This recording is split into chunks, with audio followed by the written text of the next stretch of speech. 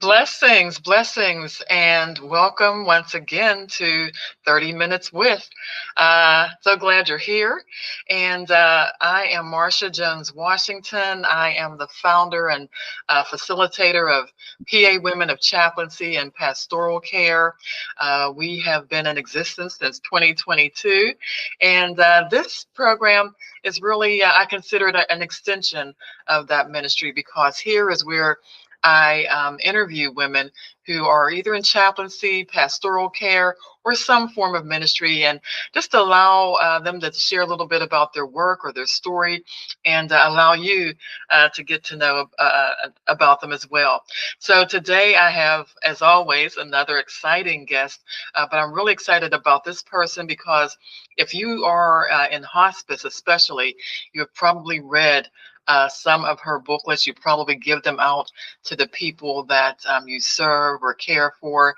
And I am introducing you to none other than Miss Barbara Carnes, who is the one who has authored the book um, Gone From My Sight, which again, I'm sure many of you are familiar with. So we're going to spend that next 30 minutes with Barbara Carnes. Barbara, how are you today? I'm very good. It's not raining or snowing. The sun's out, so very good. Very Okay. Well, maybe in your part of the world, here in Pittsburgh, there is still snow remaining, but we've learned to carry on regardless. But yeah, thank you good. so much for agreeing to be interviewed here today. And Barbara, I have to tell you that my introduction to you or your work was back in 2007, because my mom had become ill. She was nearing end of life, and it was this Gone From My Sight booklet that the hospice, I believe the chaplain gave to me to read. And you know what? I kind of opened it up, looked at it a little bit, and I think because it was talking about some of the things that happened near the end of life, I just think I wasn't ready, and I just put it aside and thought no. But I was, a bit in denial. Do you hear from people like that, that they just feel like, my loved one's not there yet, or my person is they're not near that stage yet? Do you hear from people like that, or kind of? Well, I think most of us, when someone we care about is told, and we're told that they're going to die sooner rather than later, we automatically go into denial. And that's a part of our normal pre-grieving, so to speak. What I get frequently is I was given the booklet and I didn't read it, and it's been a month since mom died and I wish I had. So it takes some discipline to really face what your special person is going through. But I will say to you that I have written it very gentle, no medicalese, 5th grade level, short, simple, 14 pages, so that someone under stress can read it and find comfort and knowledge in it, and to get the fear neutralized a little bit. Yes, and it is true that it's a very easy read. All of your booklets are very easy read. So, I definitely appreciate that. Um, and, another thing I did want to ask, Barbara, what even, made you think that these booklets were needed? I mean, was it one particular situation that occurred with you, or several? What made you feel these were necessary? Okay, I started out as a hospice nurse, and I was on call. It was 3 o'clock in the morning. And what I learned is that if you're called at 3 o'clock in the morning and you don't go, you're going to end up with your patient in the ER at 7 o'clock in the morning when you get up.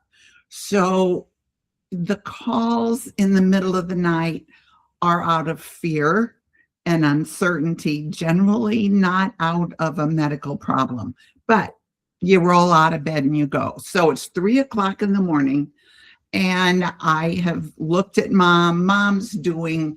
She's dying, but not within hours. She's probably dying within weeks or so, but she's doing stuff that's scary to the family. So I'm sitting in the living room with the family, and I'm explaining what mom's doing and why she's doing it. And one of the daughters was taking notes. And I thought, oh, what is wrong with this picture? She should not have to be writing down what I'm saying to her. So that weekend, and this is before computers, that weekend I sat on my sofa with a legal yellow pad, and I wrote what I wanted families to know about dying. So I typed it up and I started handing this sheet of paper out. And then one day I thought, this is really cold and impersonal. And so I sat down again, legal pad, and wrote the booklet. And as I said, I made it gentle. I made it no medical terminology at all. I wanted it to be an easy, gentle read to outline what approaching death looks like. And end of life, 90% of our work in end of life is education, because people don't die like they do in the movies. And yet we don't know that that's true. So when mom isn't doing what Judi Dench did in the movie, then we think something's wrong. When if we have a little bit of knowledge and we can see that, yeah, dying isn't pretty. It's not pretty. But if we understand that it's not pretty and what makes it not pretty, we can see that mom's doing what she's supposed to be doing. Yes. Oh, that's so true that, death that doesn't necessarily occur like in the movies, Yeah. Oh, my. And another thing, Barbara, I did want to ask you too, is because it was helpful for me when I came across this. Now, this was in your booklet, The 11th Hour, where you talk about people somewhat choose who they want to be with them when they die, and even if it's alone. But I found that helpful because so many times I work as a bereavement coordinator, so I talk to people. They're feeling that guilt because, they ran home to took a shower, and before they got back, mom passed, or they just went down to grab a coffee, and by the time they got back, their loved one was gone, their brother, sibling was gone. So I hear those stories, and I do try to put them at ease and saying, you had no idea that was going to happen or what have you. But again, in the 11th hour, you're saying people kind of choose when they want to go. You want to talk a little bit about that? I believe, just from all the bedsides I've been at, that we have limited control over the time that we die, and that we can use the time that we die as a protection. Oftentimes, we can hold on until our special person leaves as a means of protecting them. We can also hold on until the son gets here from California, walks in the room, "Hi, Dad, I'm here." And then Dad takes his last breath. So if you're there when your special person dies, You are there because they want you there. If you're not there and you tried to be and you wanted to be, then take the gift of love and protection that they gave you. Mm. Yes, because I've heard those stories too. Someone their flight, they should have taken an earlier flight because by the time they got, in the city, their person was gone, and those sorts of stories. That's I'm so glad you expressed that and explained that in that way. Um, and one thing too that I found interesting, Barbara. Now this was in going back to Gone from My Sight.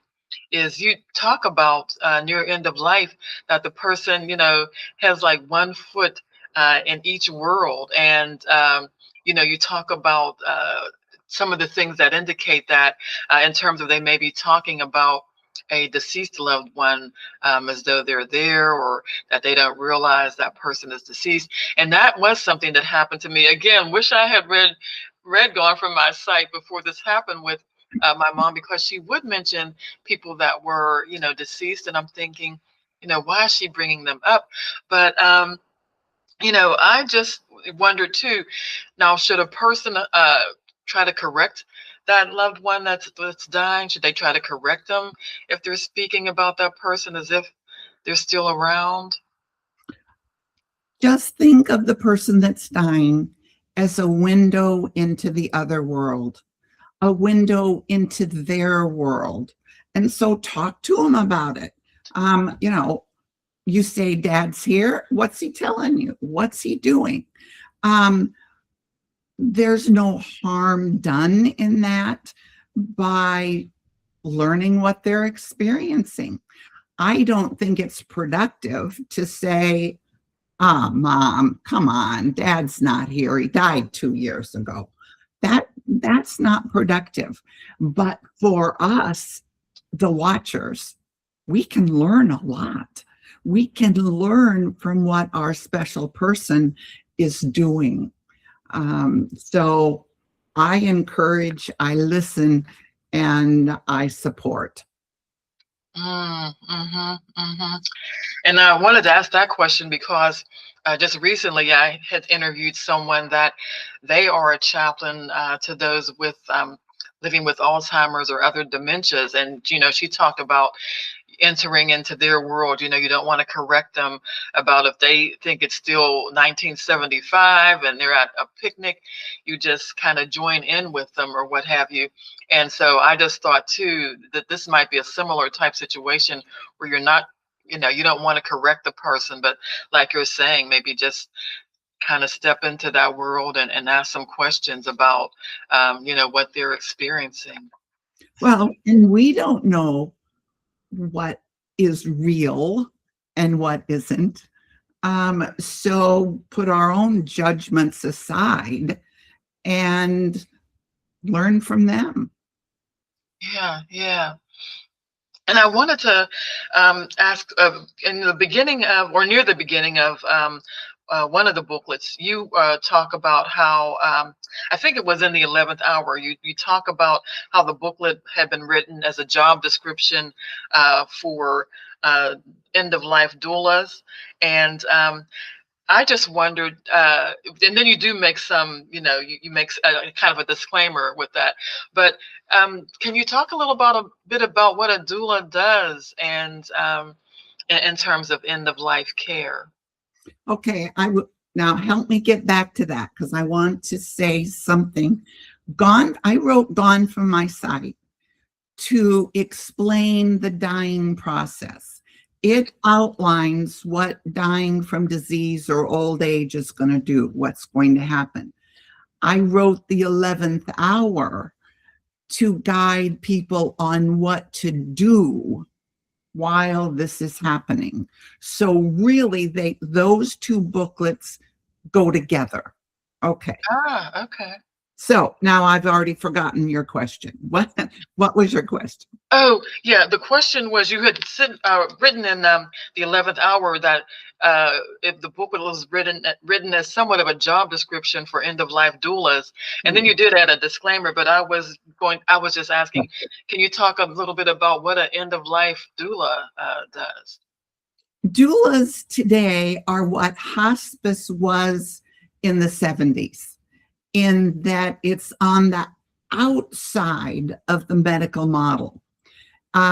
It is people that go through training, and that's male or female, go through end of life training. They do not have medical expertise, but dying is not a medical event. It's an emotional, social, spiritual experience.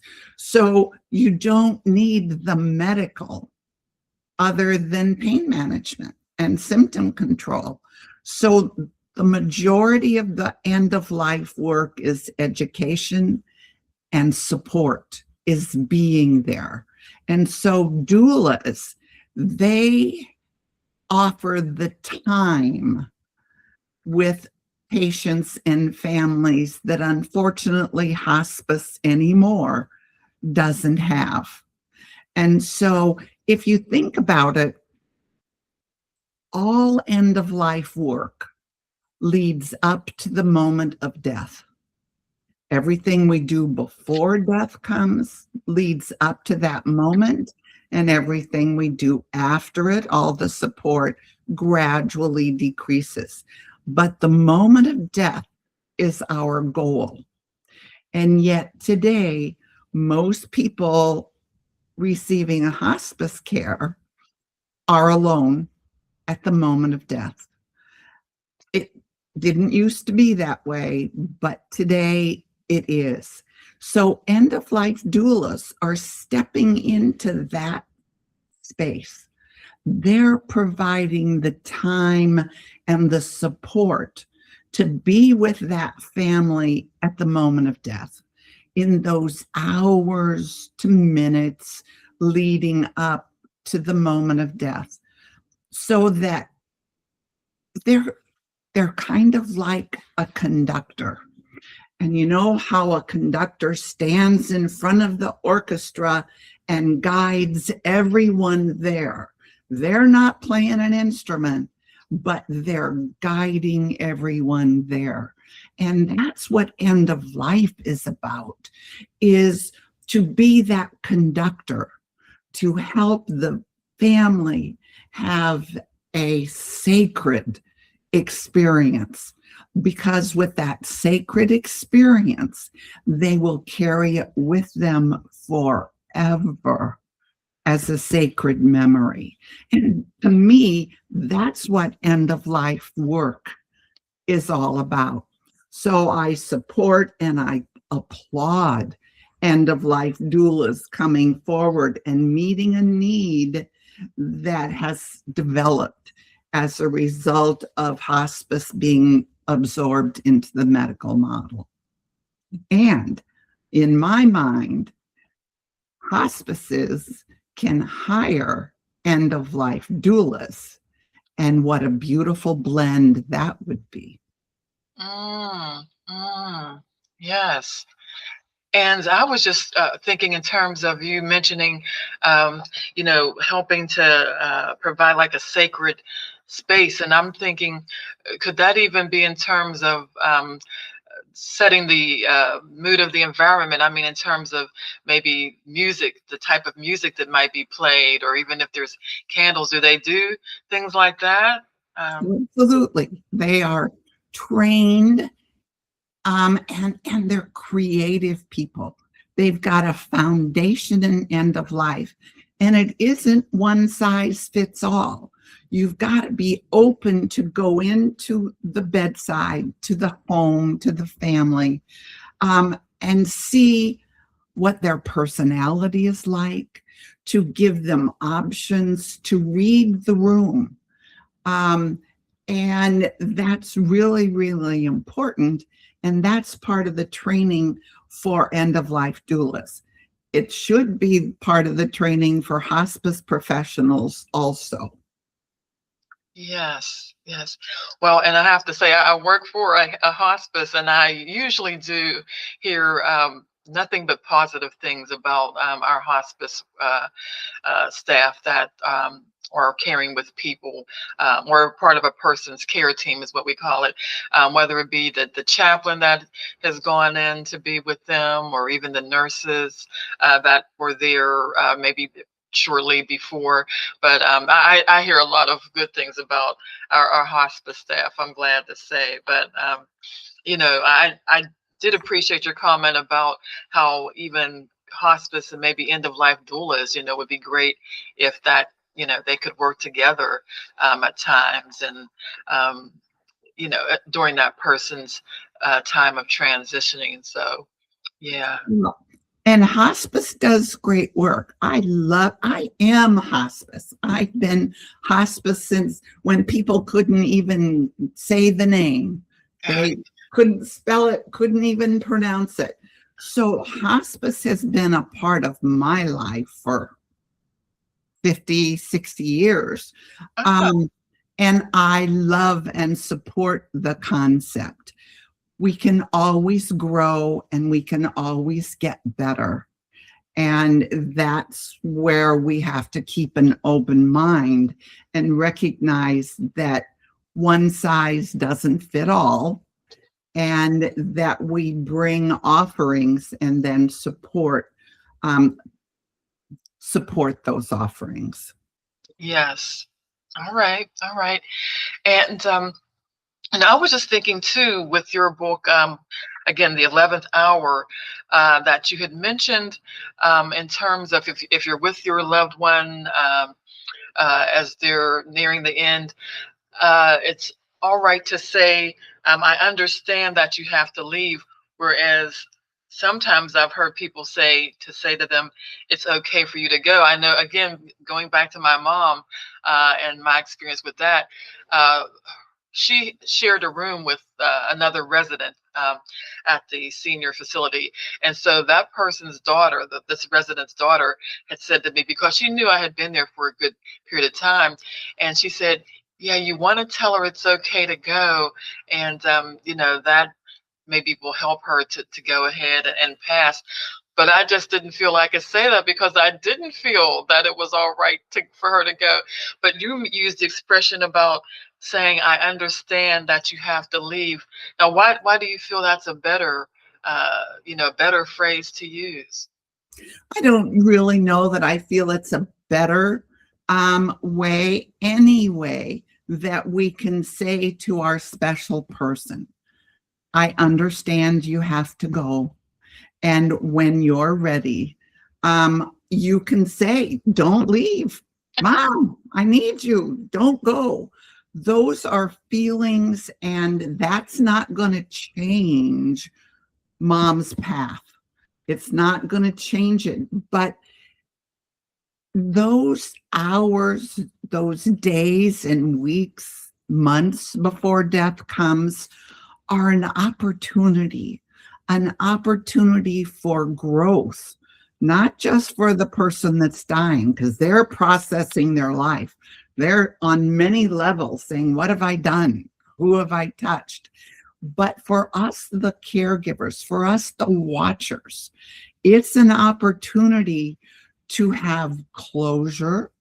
It's the opportunity to talk about the positive times and the negative, difficult times, because there's no perfect relationship.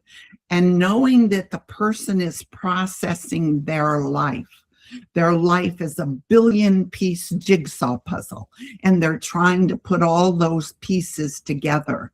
And by sharing how our lives intertwined, that's adding pieces to their puzzle.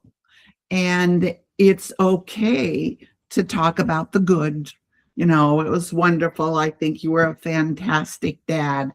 But you can also say, remember, Dad, when you took me out behind the garage and you beat the tar out of me?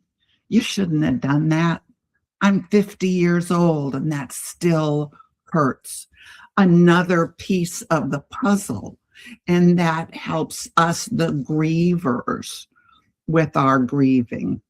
Mm.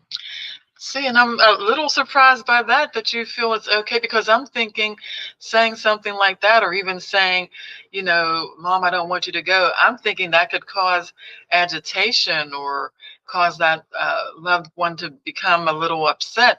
But you don't feel that's the case? I don't. I think that they're so removed from their, and I'm not talking when they're, how can I word that? It's easier to talk to someone who's non-responsive, someone who's not going to argue back with you or at you. And I don't think months before death you say, Dad, you really upset me, unless Dad is processing, and he is on many levels. But in the months before death, the personality is still there, and you're still working with the personality. In the days to hours, and often 1 to 3 weeks before death, the person's generally non-responsive. The personality has been put aside, and their work is to get out of their body, but they're otherworldly. And it's easier to talk to someone who's not going to argue back. And yet it's putting the pieces together. It helps us in our grief, and it helps them putting their pieces together. All right. Okay. Well, one thing, Barbara, that I appreciated you including in My Friend I Care, and now that booklet seems to be more written for those that are grieving, going through the grief process. And so I like that you use the analogy of grief being like a scar, and how, we will be changed by grief. We're not going to remain the same.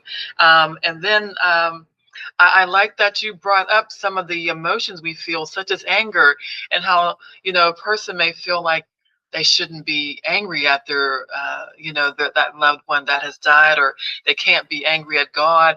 And I know I've talked to people about that, but why do you feel that anger is okay to feel, All emotions are okay to feel. They're a window into what's going on within us. And there's no perfect relationship. And I will say personally, my husband died 2 years ago. It took me 6 months to stop being angry with him for dying. And not just for dying, for our life. All the negative stuff that we experienced came up, and I was really angry. And what I learned, and I've been in this business forever, and this new thing I learned is that sometimes you have to get through the challenge, and life is challenging. It's hard, no perfect relationship.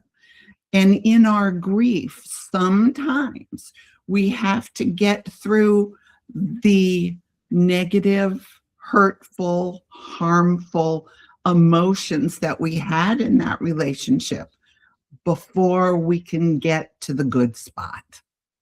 And so sometimes you just have to let that go. And when someone's died in our society, they're immediately elevated to sainthood. We never say anything bad about them, and they can be the angriest cuss on the planet, and they die and they're a saint. And that's not how grief works. That's not how life works. And so we've got it in our head that it's not okay to think or feel any negative thoughts about the person because they're dead. And when in reality, every relationship has positive and negatives to it. And in order to look at those negatives, then we can make sense of those feelings, and then we have the ability to let it go. Okay, all right. And well, Barbara, I do want to say, I'm sorry for your loss of your husband, and but thank you for sharing that. How you did feel even anger towards him until you were able to work through some things, I suppose. Okay.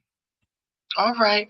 And the other thing I did want to ask, because people do have different religious and spiritual backgrounds. And so I'm just wondering too, for what the information that you've shared today, does that seem to be the things that occur with a dying person and all of that? Does that seem to be across religious lines and different spiritual beliefs? Do you find that to be true? We all die the same. What our mental thoughts are, that's not, I mean, dying is a physical release. It is a physical letting go of this world and this body. And what our beliefs are really isn't going to change how that body releases from this planet. Mm, okay. Okay. Well, one thing too that I noticed that you included in the book, back of the book, My Friend I Care, is you have some do's and don'ts there. And as I was reading through those, I thought, yes, because I do hold sometimes grief support groups, and I, will have a sheet of things, kind of similar to that, or I'll at least go through them with, you don't necessarily need to be giving away or donating the clothes right Mhm. away. Things like you don't want to make a decision to move right away. Now, why do you feel, and yet I do hear people doing those things, that, and sometimes it may be needed, some recently spoke to someone.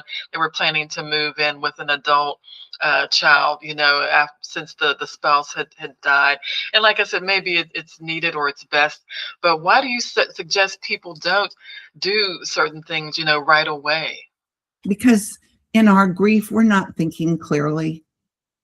We're just in a muddle. We're numb. At first you're numb, and then we get to the place where we don't really believe anything. We don't know what we want in the early stages of our grief. I recommend a year before you make any major decisions. As you pointed out, sometimes you have to. Sometimes you've got to sell the house and move in with your child because you physically have your own issues or financially. Sometimes you have to. But if you don't have to, then don't get rid of all the clothes right away. Keep the sweater that he always wore and wear it around the house when you're feeling sad and want to be close to him. Um, just know that you're not thinking clearly, and you will be able to make more sound decisions later. Yes, yes. That's And pretty much how I try to explain it. yeah, and I will also say that I can tell you a lot of stories of 6 months later getting married to someone else, where we don't want to be alone. And so you meet someone at the bereavement support group, and afterward you go out for coffee, and pretty soon it's, well, we're both lonely. We've both experienced the same thing, but it's too soon. It's too soon. Um, Wait a while. Hmm. Hmm. Yes. Well, Barbara, thank you so much for all that you have shared today. And on that topic, though, uh, on one of the support groups I held a workshop, and the first time I held it, somebody had said or asked, it would have been good, or said it would have been good if there would have been a listing of maybe grief-related movies that you could have suggested or could have been included. So I came up with a listing after watching some different movies. So one of them I put on the list is the movie Our Souls at Night with Jane Fonda. I don't know if you have seen that, but when I put Our Souls at Night, I do add this disclaimer: I'm not recommending that this is your solution to how your grief, because it has to do with her being an older woman, and then I forget the actor. Is it Paul Newman that is a widowed guy? But I would say, just pointed out to them, I'm not suggesting that this be your solution, but I said the acting is good and the overall themes were good. But yeah, again, in terms of the don'ts, that's one of those. You don't want to get into a relationship too quickly, as you're saying. Yeah, you're still numb. You're numb. You're still confused. You're not processing clearly, because your heart's screaming. Your heart's saying, "I'm sad," and that clouds your thinking. I will say that my friend I Care, the grief booklet, Yes. a great sympathy card. I left the inside cover empty so that you could write your personal condolences on it, and you're giving the griever a starting point. All right.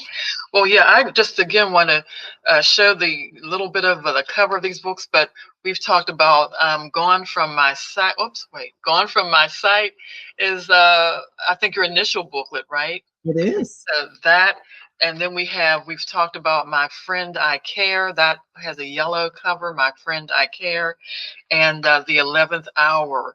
And these are just part of a series. There's a couple others, correct? All right. And so the best way to get these, Barbara, I'm going to include your contact information when I post this, make sure people know how to reach you and how to order these booklets and others. But again, if you work in hospice at all or end of life care, you definitely want to have these booklets as a resource and to give out to others. So again, thank you so much, Barbara. It was just wonderful to have you with us today, and I so appreciate it. And thank you for inviting me. And I think we did some good conversation. We did some good stuff. I believe so. And so with that, for any of you and all of you watching, thank you so much for being here. And as always, I pray that you will be well, be encouraged, and do be here next time for another episode of 30 Minutes With. All right. God bless you.